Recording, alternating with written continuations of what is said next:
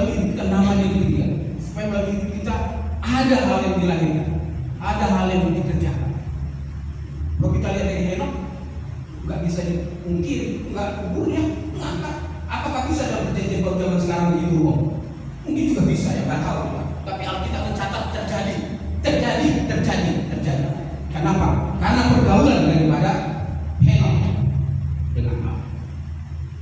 Kita merindukan, kita semua di sini mengalami pergaulan yang sampai pada taraf itu.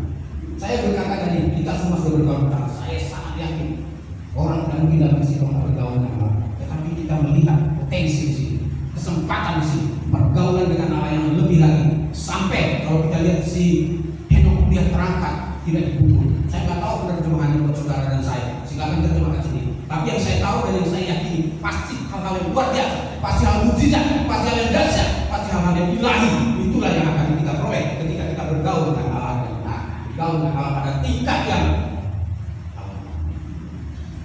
Bapak Ibu, setelah saya merenungkan itu, saya cek lagi Alkitab. Ternyata Bapak Ibu, ada lagi orang yang mengalami bergaul dengan Allah. Saya minta tolong bantu salah satu, mungkin Pak Isa. Kejadian 6 ayat 9. Silakan Pak Isa baca dulu Pak. Kejadian 6 ayat 9. Betul ya, kejadian 6 ayat 9.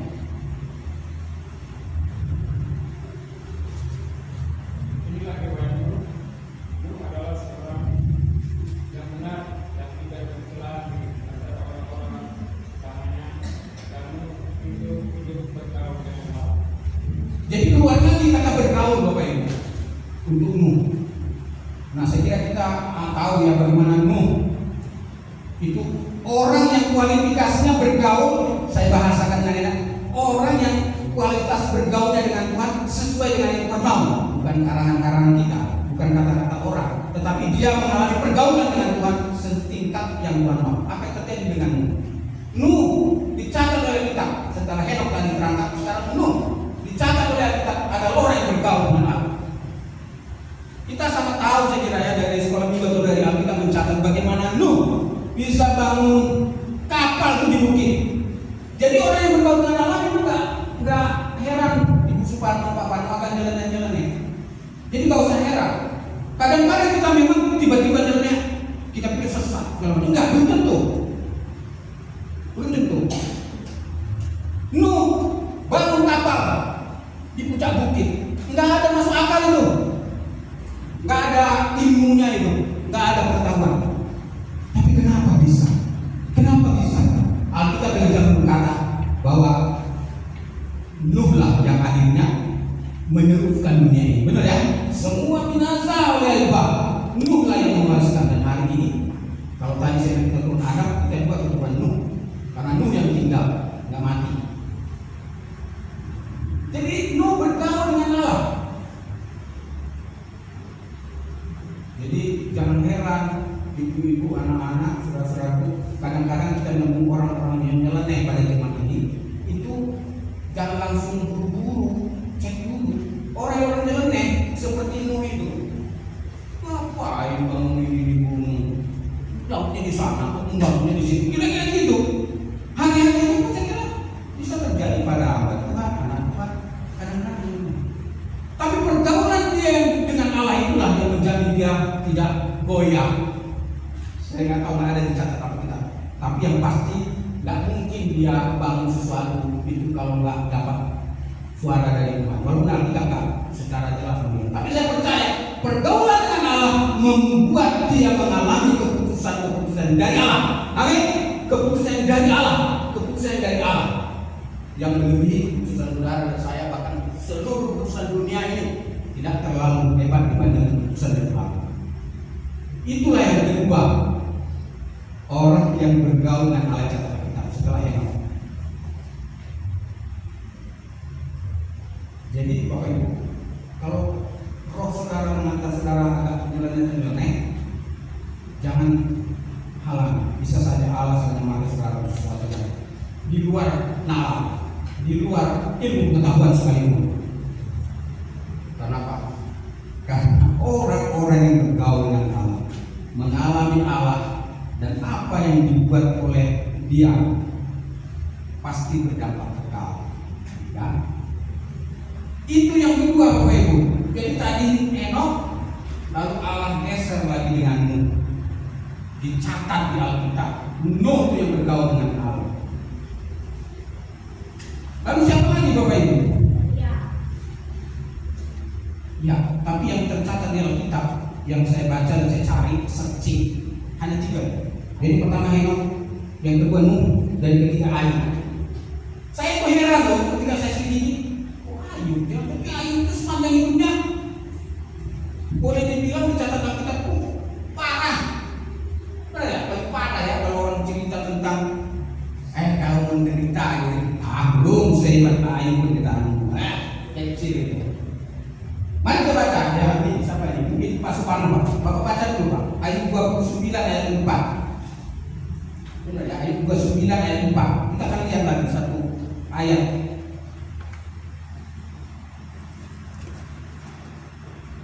Mohon tolong Pak. Farno bisa baca Pak. Ayub pasal 29 ayat 4.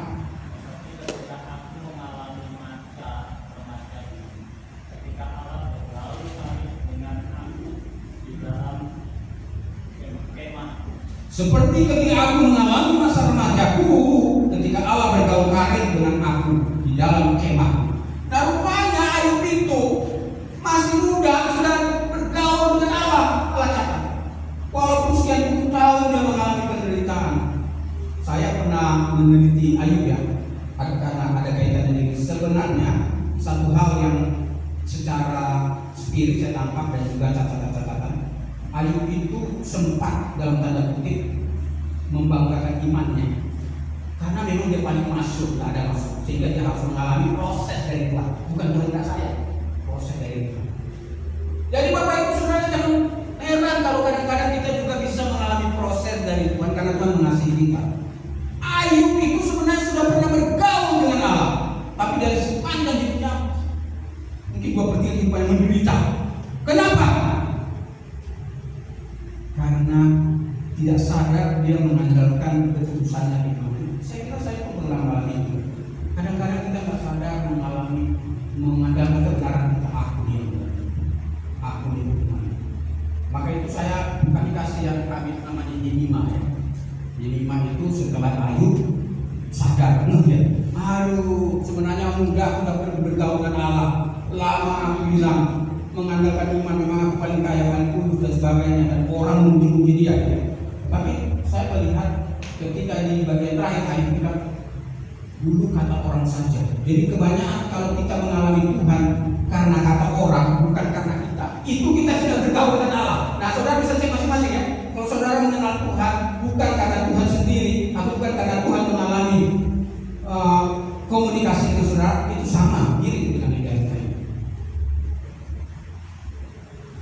Karena itu kita bersyukur kita dengan jelas mencatat di pun ini hanya 3 dalam Alkitab. Cek dari satu Ayub.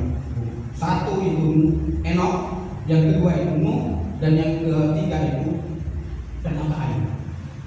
Nah apa yang kita mau lihat dari keterangan itu? Ayub itu punya kesempatan bergaul dengan Tuhan pada masa remaja. Bahkan Tuhan sendiri yang berinisiatif bergaul dengan dia kalau kita Ayub. Tetapi dalam perjalanan hidupnya kita tahu banyak proses yang dia harus alami. Kemudian dia mengalami pemulihan ketika dia berkata, dulu kata orang aku kenal, sekarang aku dewe yang tahu. Nah saudara, itu ciri-ciri bergaul yang benar. Kita tahu bukan kata orang, bukan karena tahu diajari, tetapi kita pengalaman pribadi dengan Tuhan.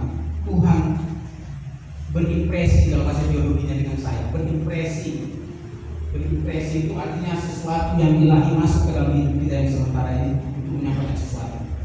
Saya percaya itulah pergaulan yang hari-hari ini Tuhan mau dalam hidup kita. Tuhan berimpresi dengan saya, artinya dia memberikan sesuatu dengan pribadi saya lewat pergumulan saya sampai saya bisa melakukan sesuatu dengan Tuhan, sehingga saya berjalan dengan Tuhan seperti bagian kita selama dengan Tuhan. Kita mulai hati-hati bukan berarti nggak mau langkah ya. Saya kemarin saya contoh lagi sederhana, ini bisa dijadikan contoh. Saya dulu berjalan mengurus orang musik, atau saya diundang kepada Lampung ketemu dengan petinggi-petinggi yang mau jadi gubernur. Saya pertama saya bilang, Pak, maaf saya ini Bu ya, Bu ya, saya kasih waktu ya. Karena ada dua yang saya kerjakan hari ini. Sana saya akan menikmati pertemuan orang tinggi ini. Sini saya akan anak sekolah minggu ada di sini. Saya belajar praktik ini. Saya mulai bergumam dengan gimana sih Pak? Semuanya bagus, semuanya enak. Saya konfirmasi. Dan akhirnya Bapak Ibu setelah pagi, maaf Pak, saya ikut sama saya ikut di sini. Apa yang mau saya katakan di situ? Di dalam kehidupan kita berjalan ini selama ada pilihan ini. Pertanyaannya kita mau pilih jalan dengan Allah atau mau pilih jalan sendiri? Saya membayangkan karena saya sedang mempersiapkan belajar. Kalau saya ke sana, ya Tuhan sih nggak marah, tapi sebenarnya saya nggak sedar jalan ini. Ya jangan anak diri. Bapak semuanya tahu dan tetapi dampaknya luar biasa. Ketika saya jalan sama dengan Allah, melayani musik, wah luar biasa. Saya merasakan sukacita yang ilahi dan saya melihat dampak luar biasa buat teman-teman yang belajar musik. Artinya dari contoh dua itu bukan hanya hari ini, sampai seterusnya kita perlu menikmati bergaul dengan Allah. Hari-hari kita perlu bergaul dengan Allah. Ada banyak pilihan-pilihan yang baik, tapi pastilah pilihkan yang terbaik. Karena kita anak-anak Tuhan yang nggak mungkin kita memilih Tuhan. Tapi dari antara dua pilihan itu ada yang pilihan yang lebih baik, ada yang Allah sedang berlangkah sih, Allah sedang bergerak sih. Jadi kita seirama dengan Allah, pasti dampaknya luar biasa. Jadi kembali ke Ayub. Jadi Ayub juga sudah pernah mengalami pergaulan dengan Allah yang setingkat dengan yang Allah mau, yang setingkat dengan Allah. Nah hari ini menjadi tantangan buat saya, buat kita semua. Kita rindu tentunya supaya pengenalan kita akan Tuhan tidak hanya sampai mengenal satu sisi, tetapi kita sampai pada tingkat bergaul. Saya mencatat kita mengenal Allah bagus, sama seperti saya mengenal seseorang. Kita mengetahui Allah bagus, saya tahu banyak tentang Allah bagus. Saya intim dengan Allah bagus.